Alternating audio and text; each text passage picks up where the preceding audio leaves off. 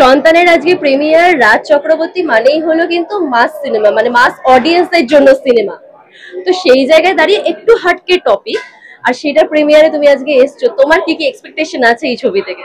এইটাই দরকার এখন বাংলা সিনেমার, যেরকম ভাবে ঘুরে দাঁড়াচ্ছে বাংলা বাংলা সিনেমা। আবার কিছুদিন আগেই আমরা বহুরূপী দেখেছি, এত বড় ব্লকবাস্টার হয়েছে। তো সন্তান আবার ওরকম একটা ব্লকবাস্টার হতে চলেছে। এর পরেও বেশ কিছু সিনেমা আসছে, সেগুলোও হিট হবে। তো বাংলা সিনেমা আবার ঘুরে দাঁড়াচ্ছে, এটা আমাদের সবার জন্য, যে আমরা যারা আমরা বাংলা ইন্ডাস্ট্রিতে কাজ করি, আমাদের সবার জন্য খুব আনন্দের একটা সময়। রাজ চক্রবর্তী মানেই আমরা জানি ব্লকবাস্টার ছবি, তার উপর মিঠুন চক্রবর্তী, ঋত্বিক চক্রবর্তী, চক্রবর্তী চক্রবর্তী ছড়াছড়ি। ফ্যামিলি। তারপরে শুভশ্রী এখন চক্রবর্তী, অনুষ্কাদি, কি ভালো ভালো অভিনেতা অভিনেত্রী এই ছবিটাতে। আমার এটাই সবচেয়ে বেশি ভালো লাগছে, যে এতজন ভালো ভালো অভিনেতা অভিনেত্রীকে আমরা একসাথে দেখতে পাবো। তো আমি আজকে ছবিটা এসেছি শুধু সবাইকে একটু বেস্ট উইশেস জানাতে, আর দর্শককে বলতে যে সবাই প্লিজ হলে এসে ছবিটা দেখুন। তো আমি ভীষণ এক্সাইটেড ছবিটা নিয়ে। আমার দুঃখের বিষয়, আজকে আমি মুম্বাই ফ্লাইট আছে আমার রাত 11টা 20। তো কাল সকাল 7টা থেকে আমার ডাবিং মুম্বাইতে। আমি পরশু দিনই ফিরে আসবো, ফিরে এসে এই মুভিটা দেখবো বাড়ির সবাইকে নিয়ে। আর আমি দর্শককেও বলবো যে প্লিজ সবাই আসুন, এসে সন্তান দেখুন। মুম্বাইতে যাচ্ছ ডাবিং এর জন্য, এটা বলে দিচ্ছ, তার মানে কোনো না কোনো কাজ আছে, কি আসছে আমাদেরকে একটু বলো। আমার একটা মুম্বাইতে আমি হিন্দি ছবি করলাম, খুব তাড়াতাড়ি নামটা আসছে। যদি জানতে পারি। ছবির নাম এখনো আমিও জানি না, কিন্তু ছবির কাস্টিং এ আমি আছি, নীরজ কবি আছে, দিব্যা দত্তা, ডিনো মরিয়া, খুব ভালো কাস্টিং। তো ভালো ছবি হবে না, সিনেমা খুব তাড়াতাড়ি আসছে, তোমরা সবার আগে জানতে পারবে। নিজেকে আজকে যেহেতু আমরা সন্তানের প্রিমিয়ার দাঁড়িয়ে এবং নামটাও সন্তান, তো সেখান থেকে একটা প্রশ্ন উঠে আসে, নিজেকে সন্তান হিসেবে তুমি নিজে কতটা রেটিং দিতে চাও 1 থেকে 10-এর মধ্যে?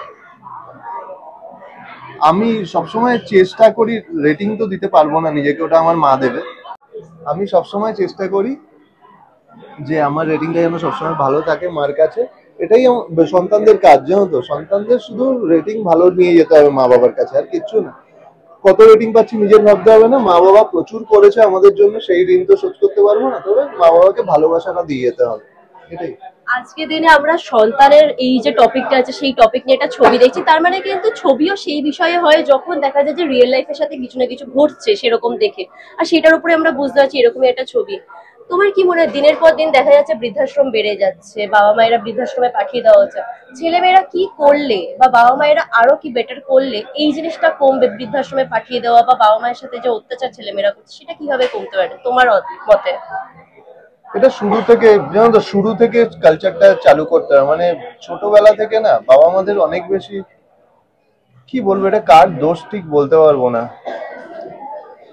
কিভাবে মানুষ করেছে ছেলেগুলোকে যারা এইভাবে বৃদ্ধাশ্রমে পাঠিয়ে দিতে পারে। জানি না কিভাবে এটা মানুষ, আমি আমি এটা ভাবতে পারি না, কারণ হ্যাঁ আমি এটা বলতেই পারবো না, কারণ আমি তো ভাবতেই পারি না আমার মা আমাকে ছাড়া অন্য কোথাও থাকবে। মানে থাকলেও আমারও কয়েকদিন অনেকটা টাইম আমি কাটিয়েছি এরকম, আমার মা বাবাকে ছাড়া অনেকটা টাইম আমিও কাটিয়েছি, আমার কাজের সূত্রেই হোক বা যে কোনো সূত্রে। সেই টাইমটা আমার জন্য খুব টাফ ছিল, আমার লাইফ হেল হয়ে গেছিল।